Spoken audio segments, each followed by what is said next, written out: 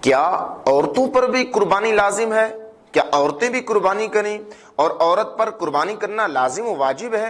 کیا یہ ایسی ہی بات ہے؟ جی ہاں، کہ اسلام کے اندر اگر عورت مسلمان ہے، مقیم ہے، اور اسی طریقے سے بالغ ہے اور صاحب نصاب ہے، اس کے پاس مکمل پیسے ہیں، تو اس صورت کے اندر اس پر بھی لازم اور واجب ہے کہ وہ بھی قربانی کرے۔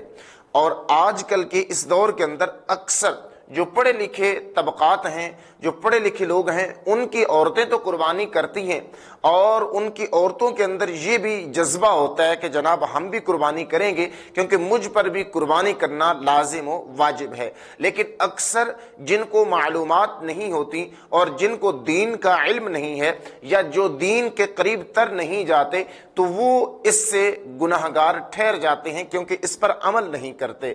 اگر عورت عاقل ہے، بالغ ہے، مقیم ہے، مسلمان ہے، اور اسی طریقے سے وہ عورت صاحب نصاب بھی ہے، تو اس پر قربانی کرنا لازم و واجب ہے۔